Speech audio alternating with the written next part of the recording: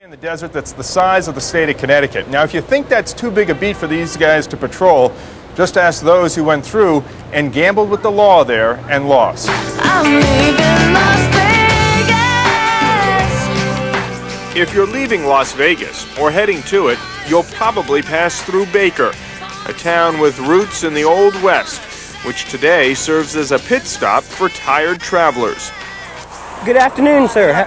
I'm Deputy Walkendorf for San Bernardino Sheriff's Department. His beat is Baker and the Mojave Desert, for as far as the eye can see. Over 6,000 square miles. That 6,000 plus square miles belongs to me. Bye, sweetheart. Sheriff Dave Wackendorfer and his wife Nicole have lived here for a year. Next door is Baker's other lawman, Gene Slack, and his family. One works, the other sleeps. And on this morning, Dave starts the Baker beat at 9 a.m. So where are we headed? Barstow, 62 miles south, and that's where my main station is. That's where all the courts are, all the county services. A little Western justice is served, and Dave collects overtime. Is speeding a big problem out here? Yes.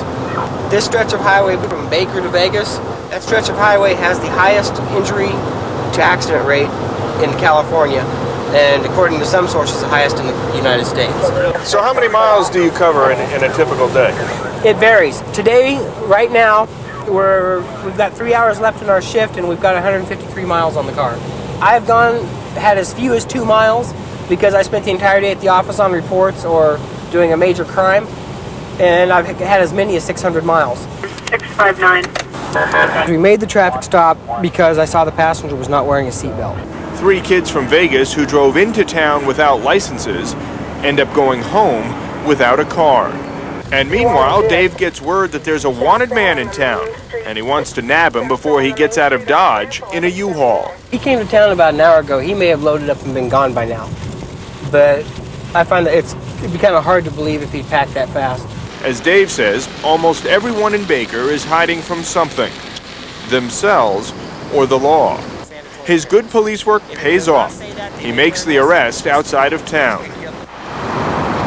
Baker is a modern-day stagecoach watering hole, and tonight it's a rare opportunity for the couples in law to eat at the Bun Boy, serving the best food in town. Everybody here is just about related to everybody. And if I arrest one person, it doesn't affect that person, it affects 25 different families in town. So now, out of that 25 families, 2 or 3 people that my wife works with that'll talk to her will stop talking to her for a day, a week, 2 weeks, until they get over that, hey, you know what, he was just doing his job and he had it coming, and that's that. For the next 8 hours, it's Gene's turn to patrol the 6,000 square miles. It's not fair to call you a small-town police officer or Barney Fife or anything like that. I don't think so, because how many people are coming through Baker tonight during my shift? Probably 20,000 people while we're working tonight will come through Baker, and it's just me. Gene takes us through what most of Baker is, dusty desert roads. Your back roads at nighttime, you get a lot of people moving on them back here. A lot of the people that are passing through right now are your mom and pops, your husband, wife, your families that are on the way to Vegas, on the way for, to start their spring break and weekend. Everything that you're going to find in LA, you're going to find on this freeway on the route to Vegas. Including an alleged drug lab Gene believes is operating in town. This is the second time I've found a dump like this up here. Well over 500 bottles in one dump. So what it's telling me is that there's a large methamphetamine lab someplace in the area. You haven't found it yet? Haven't been able to locate it. Can you get people in town to talk? No, nobody in town will talk about drugs in this town. So is there a big-time drug dealer in Baker, California? I imagine there is. Yeah, Newberry Springs, 30 miles south of here, there's more methamphetamine labs than you can shake a stick out. Back on patrol, Gene makes a traffic stop, pulling over a pickup for an obstruction hanging from the rearview mirror. That's illegal in California. You only had 4 beers? If this man was not Mexican or Latino and not driving a Ford pickup truck, would you have stopped him for that? Yes. I make a lot of stops for that. So instead of finishing his shift at 3 a.m., Gene and an alleged drunk driver will make one more trip to Barstow before calling it a night. They don't call Gene Slack, no slack for nothing. But on a lighter note, they know why most of the people are going through town. They're headed here to Vegas, and along with giving them a ticket, they'll wish him good luck. So on the way home, drive carefully, all right? Absolutely, Matt. You too. John, thanks very much. We're back with more of Today in Las Vegas right after this.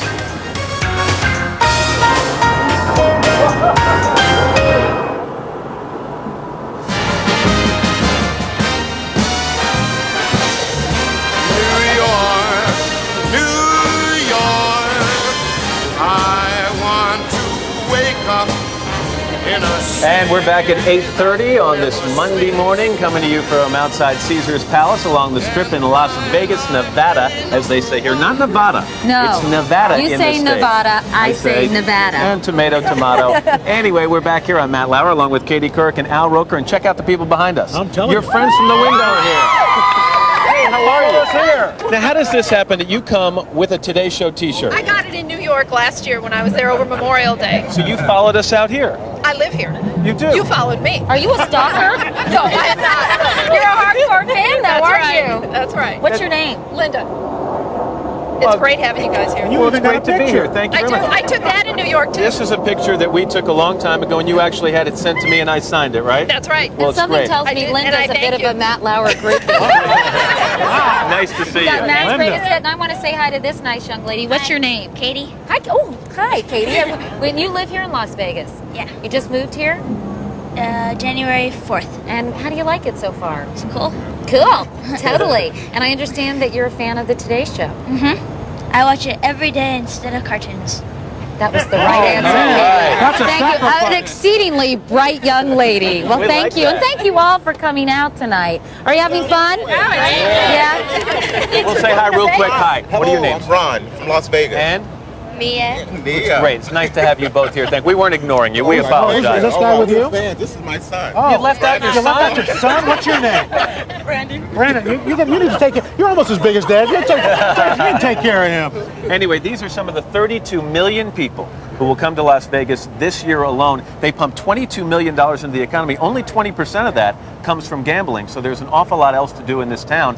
One of the other things you can do, great entertainment, and in just a few minutes we're going to talk to two of the big names who've been entertaining people for years, Engelbert Humperdinck and Shecky Greene. Shecky. I love Shecky. I just met Shecky, and I can't wait to chat with him and joke with him. Yeah. Try a few out on him. Also, you guys might be surprised to know there is a very sizable Mormon population here in Las Vegas. Something like 70,000 Mormons live in this area. The big question is, how do they peacefully coexist here in Sin City with all the gambling and the drinking and the smoking, the things that Mormons are not allowed to do? We're going to talk with a woman who's written a book about growing up as a Mormon in Las Vegas. Should be interesting. We have a busy last half hour from Las Vegas. It's all coming up right after this.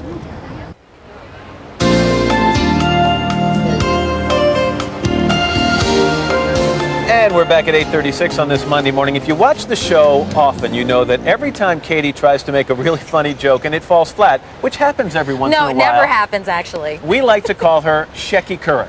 And the reason we pay such tribute to her and her humor is because of the man whose name we talk about. And it is the man who's been headlining in Las Vegas since the 1950s. Can that be true? Shecky Greene, good to see you. It's very good to see you, Matt. I want to tell you something, and Katie, it's wonderful. I originally came here with Siegfried and Roy. And already I was going to do the same kind of act, but they used all the animals already. But I want to tell you something. You have interviewed Siegfried and Roy, you had Engelbert Humperdinck, you had all of these things, but this is the most important thing in Las Vegas. I want to show you. Take a look at this. This is it. I'm afraid, This is Shecky. land. This is land. This is Las Vegas. That's what's important in Las Vegas. I came to this town many years ago, and I called my business manager. I said, George, let's buy some property in Vegas. He's, for what? It'll be a ghost town. I call him every day, and I said, more ghosts are moving in, George. Las Vegas has changed an awful lot since you played here, hasn't it? Yeah, it's changed, and for the people that have never been here, I guess it's wonderful. But for we people that have been here for years and years and years, it's not that wonderful. Why? What's not so wonderful Well, about it took away. I'm going to tell you something. We have tape music now. We had the greatest musicians in the world in this town. Would you go to a Broadway show like The Phantom that had tape music? No. No. And that's what's missing in this town, the live performance, you know? Maybe, you think there's a chance they bring that back, or are those days No, gone? no, not with the corporations, unless some of the board of directors play instruments. But do you mean the days were better when the mob had a bigger role in this town? Well, you know, I work for these people, and I don't know whether they're the mob, and they had sons and grandchildren, and they may still be around, and and watching. But I mean, they didn't have board meetings. I mean, if something bothered them, say, hey, come here, I want to talk to you. You know what I mean? What'd you do that for? You know, and you didn't do it again. We just have a couple of seconds left. Didn't you end up somehow in the fountain over here?